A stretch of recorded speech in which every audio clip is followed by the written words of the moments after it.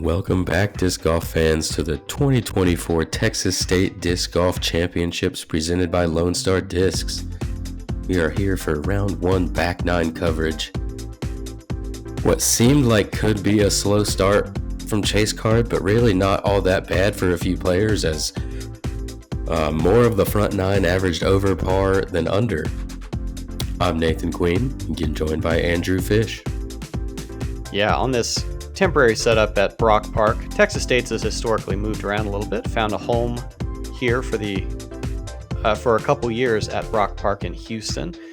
Robert Burridge, Ricky Wysocki, Anthony Barela, and Luke Humphries here to do some work starting on hole 10. Hole 10, 720 feet, a par 4, straight ahead, just like the front nine. Left and right sides both going to be constrained with out of bounds. Likely to see some kind of flex backhand play for the tee shot, and then figure it out from there, as it's kind of some randomly placed trees as you get up toward the basket. Yeah, and pretty tight OB on this. Oh, great shot there from Robert. I was jumping to a different hole for a second. Not too tight off of the tee. And Ricky just low out of the hand and even more affected by the wind, got smacked right down. Might be difficult to reach the basket from back there. Absolutely. Put himself behind, looks like an island of trees. Barela urging his disc to get up, and he does get some good scooches along the ground. Yeah, more than we've seen so far from the front half of this course. And really well thrown by Humphries. He is going to fade off to the left side, but pushes past a little ditch that bisects the fairway. Yeah, getting past those trees is big. Going to give himself an opening to be able to make some progress on that second shot. So Ricky makes some good progress down the fairway there. Looks like he should be able to access the pin from there. Burridge to this left side. I think the forehand is probably the most open way to attack this green, as a pretty wild bounce takes Burridge into and out of circle one.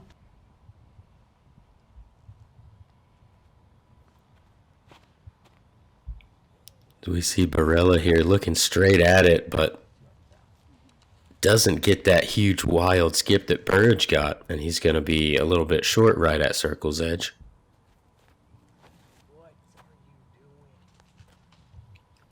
And dealing with the low ceiling is Luke Humphries. That's a missed opportunity, as he's going to have to throw one more layup shot. Wysocki back to the forehand. Should be a scramble for par. Yeah, two good shots after the tee shot results in his par. Luke catching that low ceiling, also going to be pitching up to get that par.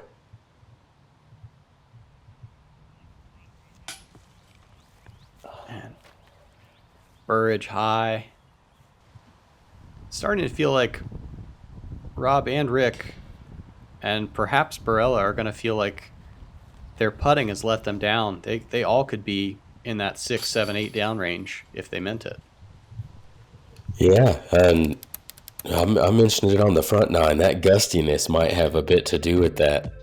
I remember calling it blustery while we were out there. You didn't know exactly what the wind was going to be doing. Here we are with that tight OB off of the tee, where a tree kick can cause you to go OB left or right on hole 11, 834-foot par 4. Get as far as you can straight down this fairway without hitting a tree and going OB. It's going to give you a straighter shot into the pin for your second shot. Just like that, as Burridge has thrown a fantastic shot chasing that gallery out of the way.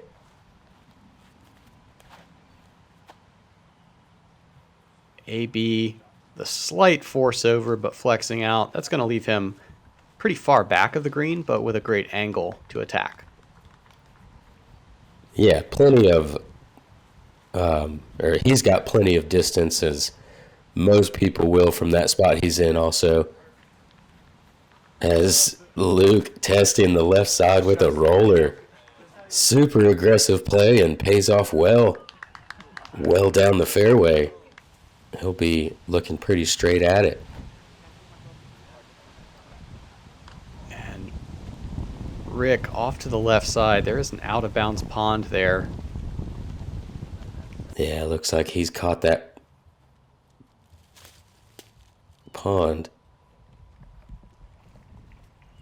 And now a forehand that doesn't really go anywhere. He's going to be next to throw his fourth before anybody else has gotten to their tee shot. Up there in circle 2 for a long opportunity to save a stroke, I suppose. AB back to the Luna. Wow. I know I said it was reachable for everybody, but I didn't necessarily mean with putter. He throws it up there nicely, though. And there is an OB little pond type area off to the right of this pin as well. And you can see where that spotter's at. Luke Humphries throws a great shot. Going to card his birdie, get back under par. Yeah, I like the forehand because you can just trust the width. It seems like Burridge started his shot at the basket instead of finishing at the basket because of that pond on the right.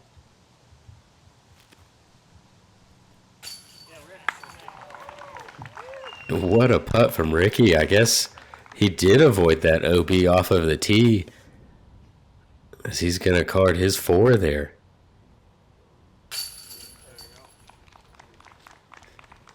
AB back on the birdie train.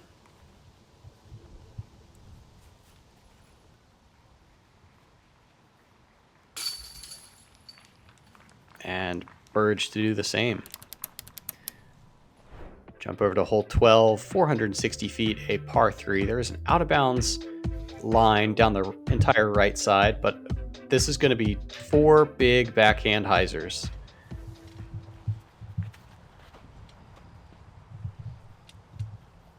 As long as you have 4 righties on the card. If I were you, I would consider throwing righty on this hole. Yeah, if I had 400 righty, I probably would. I think I've maybe only got about 320, 330 though.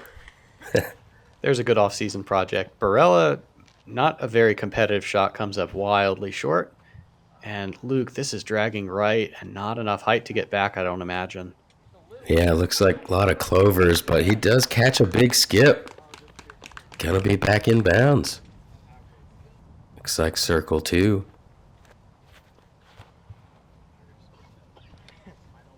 And I like this line here from Ricky.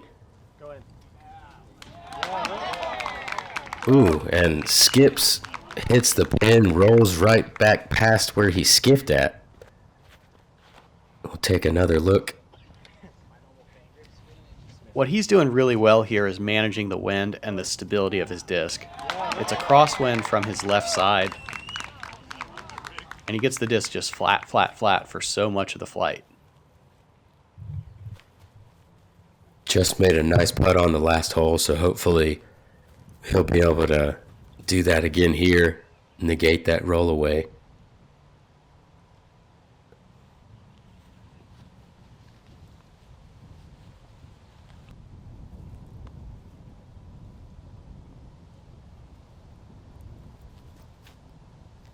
And Humphries with the stepper into the headwind. Yeah, floats it on in there. Uncertain what the disc will do on the whole flight. We'll take a look at that one again. Great putt here from Luke Humphries. Didn't start walking it in until it was in the bottom of the bucket. Yeah, and back-to-back birdies moving him back up the field.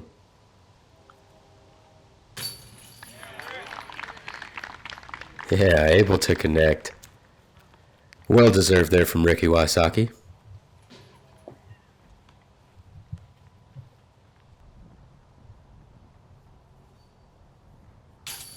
And AB for the par cleanup.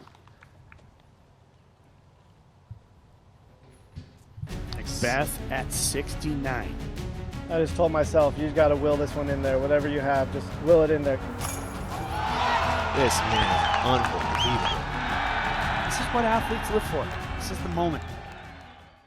Got a good thing coming, and it's all It's in front of me. It's a good, good.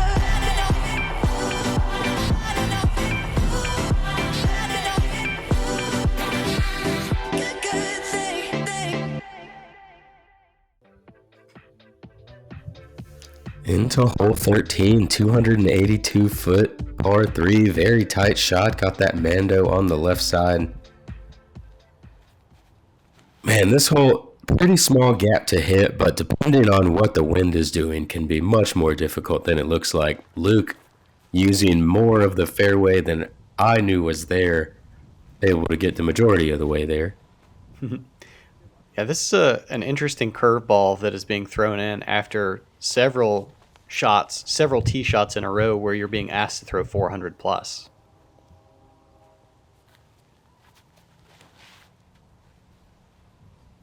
Yeah, and you see most of these players I believe because of how windy it is, choosing to go with something overstable and trying to flex. AB going to show you the other type of line here, something a little less stable.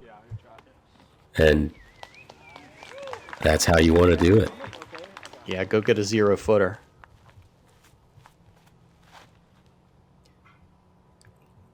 Says what wind? Throw this Luna just straight down the line. 0-footers are best.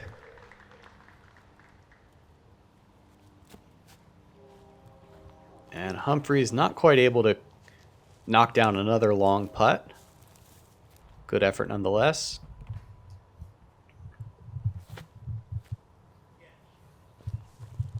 Wysocki also putting the effort into that one, misses just a bit high.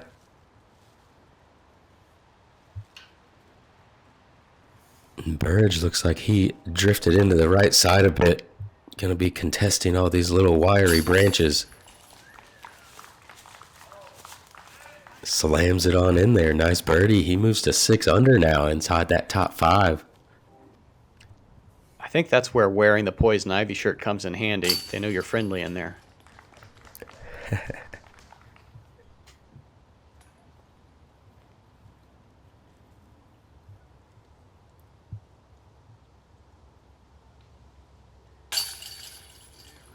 Nice comeback putt there from Ricky. Go over to hole 14, 711 feet. Tee shot, you can throw distance driver or fairway driver, likely to see 4 backhands. There's an out of bounds line to the left, and then the basket tucked off to the right.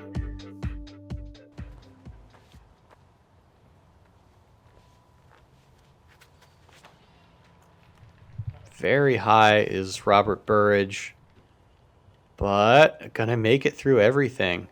I don't think he fought quite far back enough to the left, so he may have an awkward angle to throw into the green.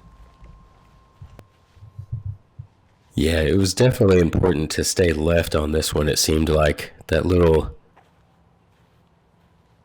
tree grouping that AB just passed there, he's still asking for it to go more left of that.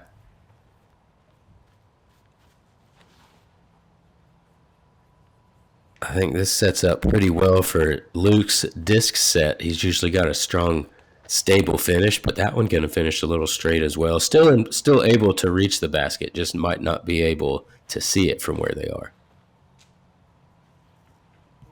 And Wysocki, a couple friendly touches off of branches to put himself back in the middle.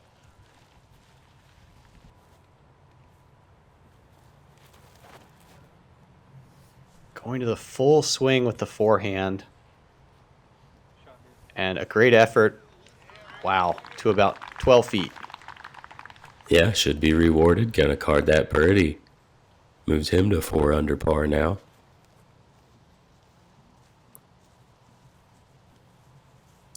A nice high forehand there from Luke to get around and carry some distance. Should be up there on the green. And he's been throwing this disc all over the place. Why not once again? Yeah, slides it up there nicely. I believe inside circle 1. And as I said, a funny angle that Burridge has to go out and around. Can't quite draw it all the way back to the right. So he is out here. Edge of circle 2 seems like.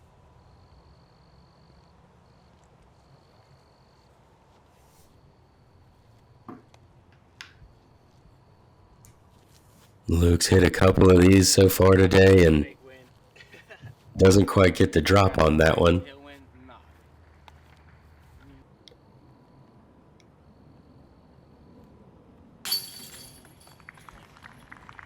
AB with a good stick. Yeah, he's now 6 under par as well. Moved up there tied with Robert.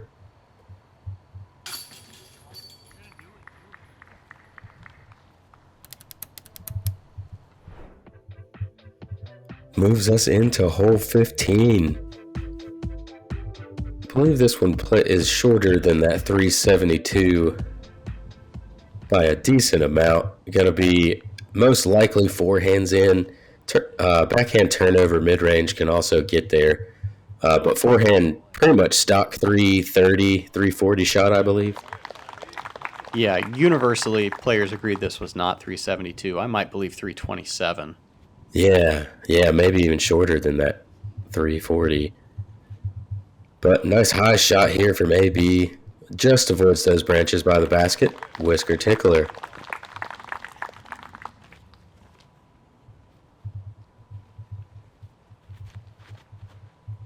Wysocki, not quite as high, a little more inside, seems like. Yeah, and I like that lower line a little better just because it doesn't bring those branches into play where you have to go around them. Got the basket surrounded after 2 shots. 2 birdies. And dead skip there for Burridge. Yeah, probably could have gotten a bigger skip, but likely wider than he wanted that to start. And this one should drop underneath those branches nicely. Almost jumps in there for Luke Humphries.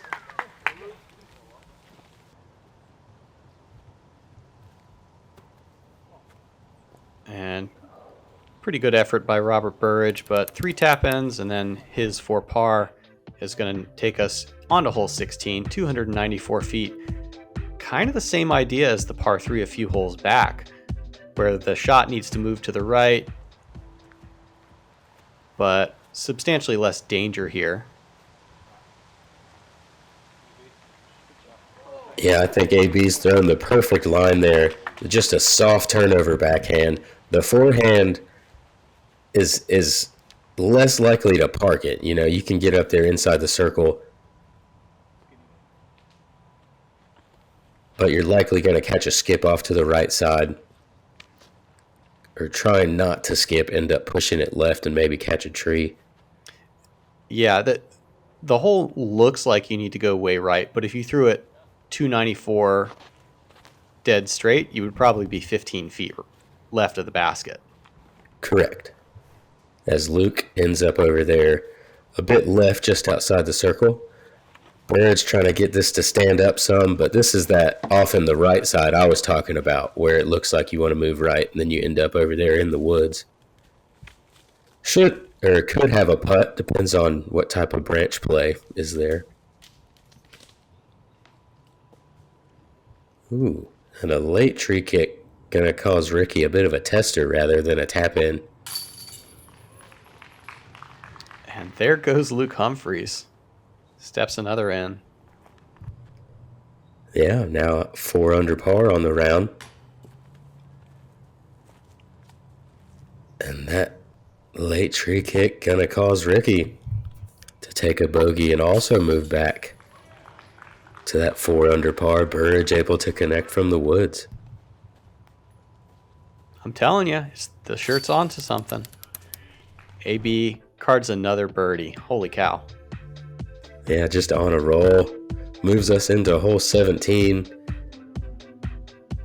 717 foot par 4. Kind of couple different options off of the tee. There's a straightforward gap. You can just throw straight through and take where you finish. I think ideally, if you stay farther right, there's a gap you can throw straight at the basket. But there's also, if you get far enough left, then you kind of run out of trees in your way as well.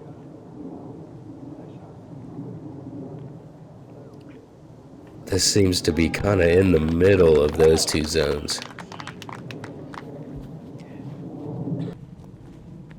I think my attitude here, which may not necessarily be the same game plan as everybody else, was let's get 400 and then I can figure it out after that. The trees are evenly spaced enough that you'll be able to find something. Yeah, unless you end up like behind a low ceiling type of thing, then most of the time you can work your way in. I think Robert was going to skip into a very open area had he not caught that tree. And this one drifts maybe a little too far right to be in that straight line at the basket. AB pretty far back, but has found the gas line easement. Wow. And well into the circle. What a powerful forehand there. Just trusting it. And Ricky does look like he's found that straight gap. Wow. But from a spot he probably couldn't see the basket at all. Yeah, I think he was far enough right that he had found the OB off of the tee there. So that's going to be for his par, as these guys are making pretty easy work of this hole, it seems like.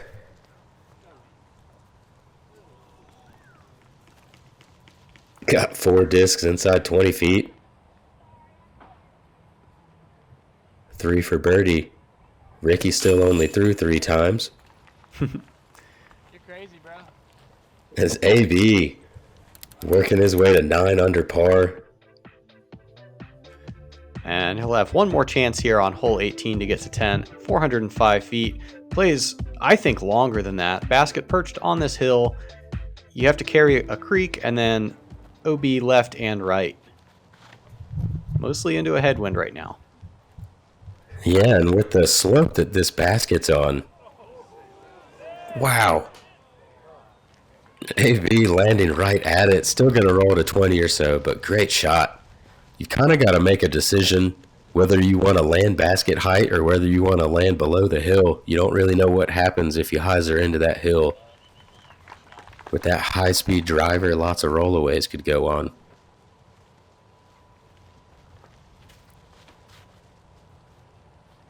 Everybody taking some pretty stable options here. Burridge is going to land midway up the hill. Just outside the circle, but that feels like a real long 40-footer. Indeed. Headwind uphill. Probably the least favorable putt. Ricky, lots of power on that one. Gets pin height.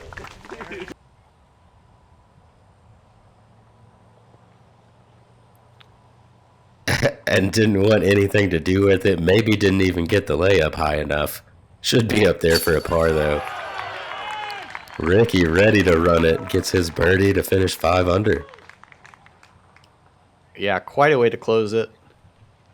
Some missed opportunities, but still puts together a top 20 round.